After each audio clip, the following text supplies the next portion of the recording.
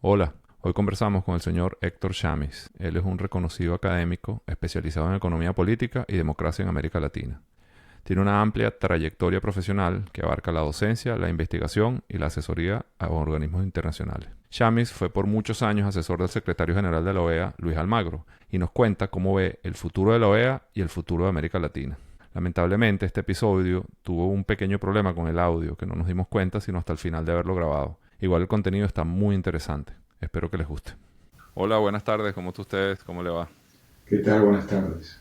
Qué Un bueno, gusto. bueno, gracias por atendernos. Bueno, obviamente usted tiene mucha experiencia en todo lo que ha pasado en los últimos años en la OEA y quería que, bueno, ahora con justamente el cambio del señor Luis Almagro, me encantaría que nos dijera un poco cuál es el balance de esta década que estuvo él al frente de la OEA.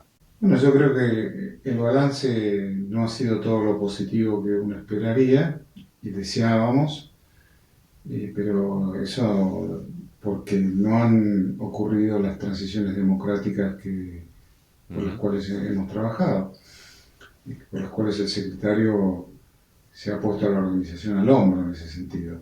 Sí. Es curioso, lo que él ha hecho o no ha hecho, uno podría decir se limitó a los estatutos y los documentos fundacionales de la organización que exigen a sus miembros ser democracias con observancia de derechos humanos.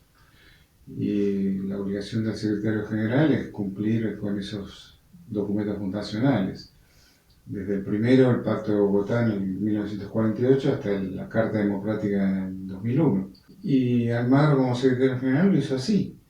Claro que no depende de él, depende de los países, depende de la política internacional, la política regional, y esas transiciones, Venezuela, Nicaragua, en menor medida Cuba, no porque no hubiera querido que se democratizara Cuba, pero sino porque era otra situación en términos de crisis política, que la crisis política cubana recién se agudizó en 2011 2021 con las protestas, Sí.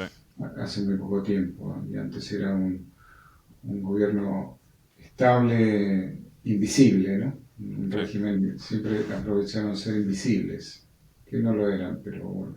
Y ahora se abre una nueva etapa, veremos, es una nueva etapa con algunos cambios importantes y otros no tan importantes.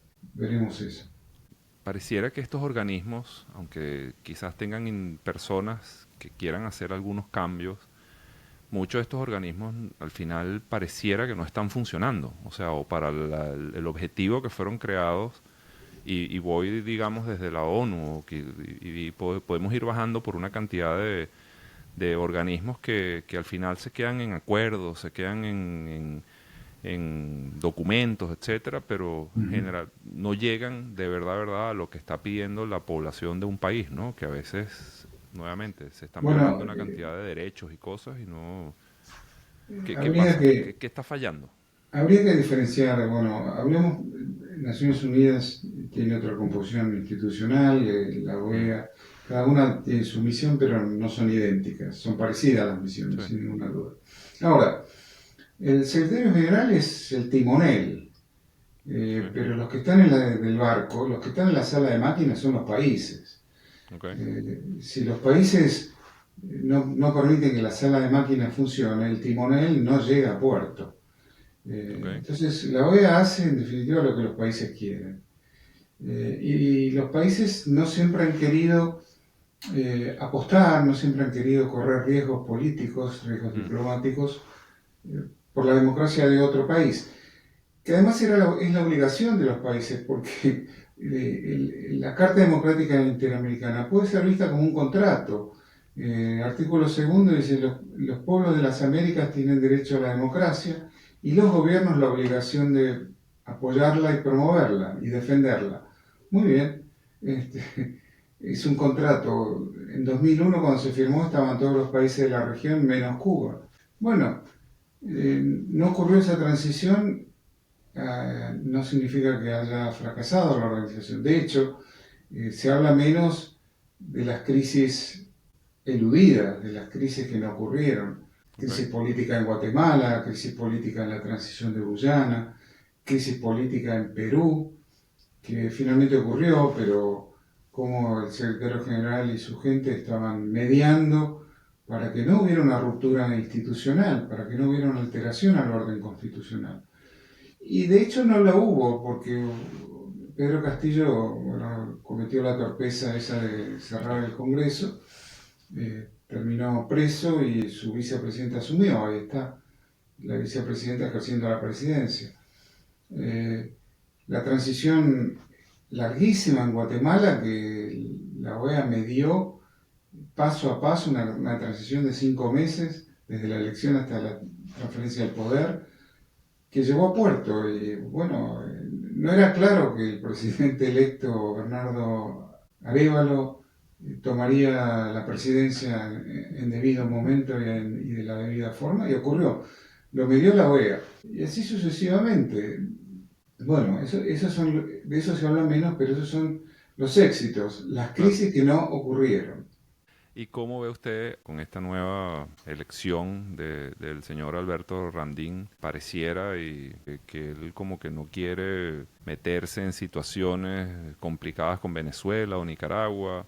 Pareciera que tiene una postura quizás más hacia la izquierda. ¿Qué significa esto? ¿Será que la OEA entonces ahora se va más hacia la izquierda? ¿Cómo lo ve usted? No, una vez escribí, a propósito, la expresión surgió en el programa de Moisés Naima. Izquierda dirán ellos, izquierda con pobreza fuera de control, con la desigualdad más pronunciada del planeta, con 8 millones de ciudadanos y ciudadanas que no consiguen empleo y se van, o son perseguidos y se van. Eso, no sé, cuando yo era estudiante era de izquierda y eso no lo veíamos como ser de izquierda. Claro. Eh, Ramdín conoce a la OEA. Lo que sí es nuevo es que Ramdín es el primer secretario general de CARICOM, y CARICOM trabajó por su candidatura muy cohesionadamente. Son 14 países, son pequeños, pero son 14. Mm, Y representa una base, una constituency, digamos, sí. particular. Son estados caribeños que van a traer una nueva temática muy fuerte seguramente a la OEA, que es la temática del cambio climático, que ya está instalada.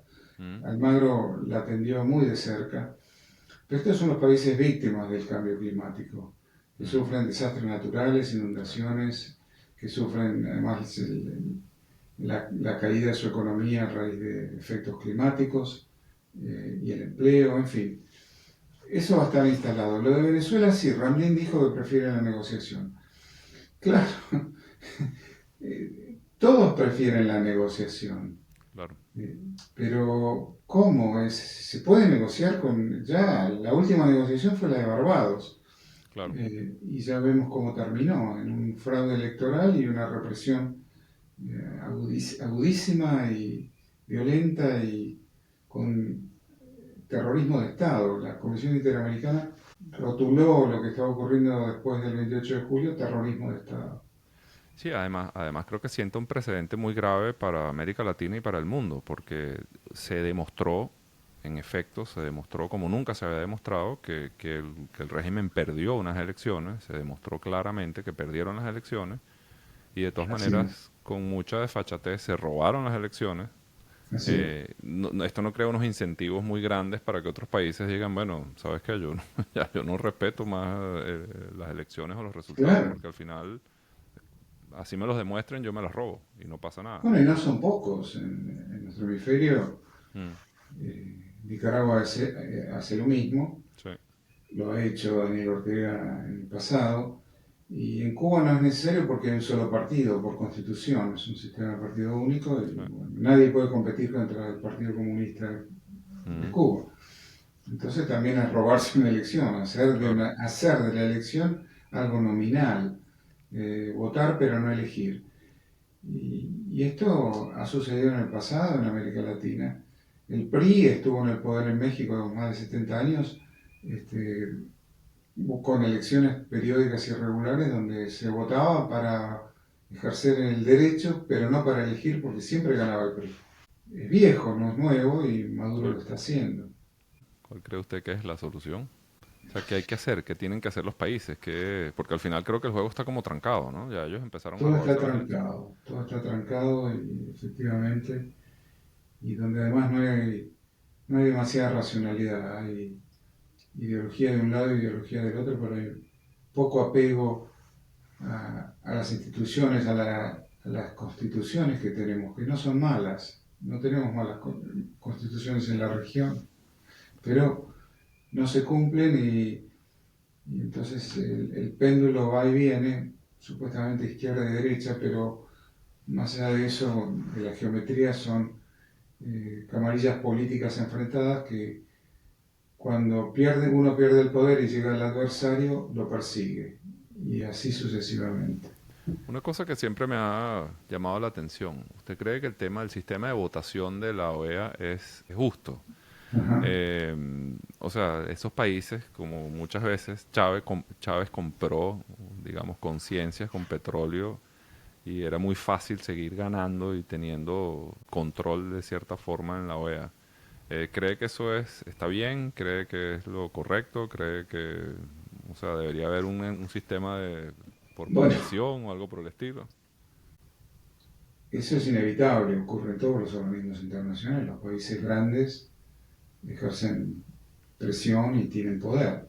Mm, Sobre todo cuando el petróleo está por encima de $100, que es el caso de Chávez, ¿no? Que claro.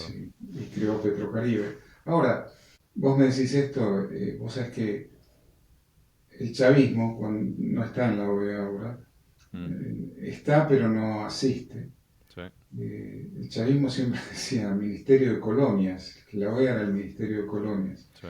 ¿Por qué se decía eso? Porque Estados Unidos ejercía influencia desproporcionada y en opinión de algunos de manera injusta y no democrática. Bueno, en la política internacional hay poderes chicos y poderes grandes y así ocurre. ¿Cree que el chavismo vuelve a la OEA con el señor Ramdín, No tengo idea, no tengo idea.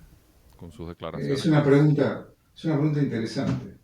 O sea, porque con esa declaración que dio el señor Ramdín pareciera que van a tratar de volver, ¿no? O ahora que hablan bien de ellos, o no hablan bien de ellos, pero ahora que dicen que los reconocen de alguna u otra forma, entonces sí van a volver.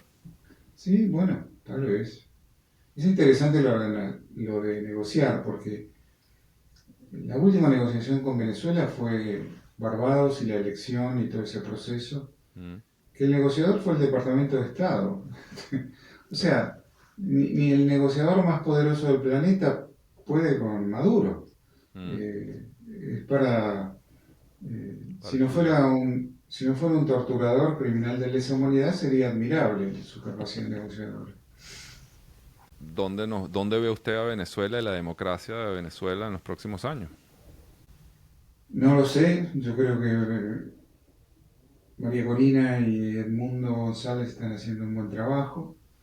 María Corina en Venezuela, Edmundo viajando, encontrando temas. Ahora el petróleo, y me parece un buen tema, me parece apropiado. Bueno, Sí. Venezuela tiene esa riqueza y cuando Maduro esté fuera del poder va a ser un socio confiable en la provisión de energía. Muy bien, como lo era antes de Maduro.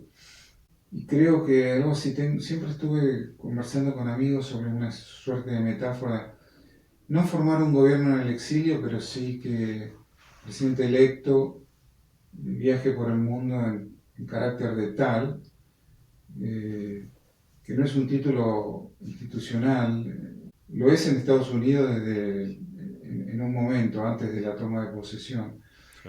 pero no importa que no sea un título formal, institucional, es el ganador de las elecciones, es el presidente legítimamente votado, electo. Bueno, que actúe como tal. En Bolivia, Siles Suazo ganó la elección del 80, en 1980, en plena transición del Cono Sur. Ganó esa elección y hubo un golpe de Estado que le impidió de asumir. Y 2 años más tarde, en 1982, asumió Siles Suazo y completó su periodo. No es que empezó de cero, empezó de Ah, dos, del año segundo, no lo sabía. y lo completó. Bueno, esto Asdrúbal Aguiar lo tiene muy claro porque es un tema que él estudió. Bueno, muchas gracias. Cuénteme usted, ¿sigue asesorando a la OEA o ya no, ya No, no? no, no, no, nunca estuve en la OEA, fui asesor de Almagro, del secretario general. ¿Y actualmente qué está haciendo usted? Soy profesor en Georgetown, volveré a dar clases, escribiendo regularmente en diversos medios y tengo un libro que está a medio armar, así que Ah, bueno, eh, muy bien. tengo un segundo libro. El primer libro es académico, este libro va a ser más político que académico. Entonces el futuro de América Latina lo ve incierto. Muy incierto, muy preocupado. América Latina es la región más violenta del planeta. En 2014, en aquella reunión en La Habana, dijeron América Latina zona de paz. Tiene el 8% de la población mundial y tiene el 26% de las muertes violentas Sí, en el mundo. Eso no es paz. El crimen organizado ha tomado el poder en muchos espacios de América Latina. En Venezuela, en el espacio del Estado. Pero en México, espacios del Estado, de estados subnacionales. Los carteles son partidos políticos, sí. ponen candidatos, financian campañas, controlan el territorio y si hay un candidato que no les gusta y gana una elección, lo matan. Además de matar al periodista que informó. Sí. Siempre periodistas locales que informan sobre lo que está ocurriendo. No es una zona de paz, es una zona donde ser democracia es casi oximorónico, ¿no? Se puede tener democracia en esas condiciones, es difícil de imaginarlo, pero tenemos que seguir con esto de la democracia, con seguir votando, seguir exigiendo rendición de cuentas y Ahora, el problema de fondo, ¿cómo se arregla? Esto es un tema de educación, mano dura, pensando ahora un poquito más allá. ¿Cuál es el problema de América Latina? ¿Es un tema de educación? ¿Es un tema bueno, de...? América Latina siempre fue poco democrática, siempre fue violenta, siempre fue desigual. Construir instituciones fue muy laborioso. Los estados históricamente en muchos países fueron instrumentos de un grupo privado, generalmente una élite económica, que controlaba el aparato del Estado y sus decisiones y sus políticas. Y hoy sigue funcionando así, solo que en varias naciones ese grupo privado, esa élite es el narco Sí, y el crimen transnacional. Y más aún, eh, América Latina tiene riquezas minerales de última generación, que son los minerales críticos, mm, el litio en Bolivia, Argentina, Chile, tierras raras en República Dominicana. eh, Eso nos va a hacer más vulnerables todavía, más vulnerables, no menos. Y eso es para pensarlo y es para reflexionarlo. Los yacimientos, una situación que me preocupa sobremanera, los yacimientos de tierras raras en República Dominicana, que si se confirma la cantidad sería la primera reserva mundial, wow, más que China, que es la primera reserva mundial, están localizados en el sur oeste, en el límite con Haití. ¿Qué te sugiere eso? Exactamente, wow. exactamente. Estoy mirando, hiciste un gesto de sorpresa. ¿Qué quiere decir eso? ¿Quién gobierna Haití, el país vecino? ¿Cuál es, cómo funciona la frontera entre República Dominicana y Haití? Que República Dominicana es un Estado con instituciones, con democracia, con una institucionalidad respetable. Bueno, puede ser la víctima de esta nueva riqueza, esta riqueza de la noche a la mañana llamada tierras raras. ¿Por qué? Porque el vecino es un país con un estado colapsado, fallido, Sí, y donde quienes rigen, quienes gobiernan entre comillas, son las pandillas. sí. Esa es América Latina. Y eso es trágico. Y sí, ¿cómo se soluciona? Teniendo tanta riqueza de minerales críticos repentinamente no es la solución tampoco. Wow. Bueno, estaremos pendientes y espero que sigamos conversando porque el tema, por supuesto, es crítico y creo que vienen muchas cosas en En el cualquier futuro momento. cercano. Claro que sí. Muchas gracias por su tiempo y espero que nos volvamos a ver. Gracias a ustedes, gracias por invitarme. Gracias, saludos. Hasta Chao. luego.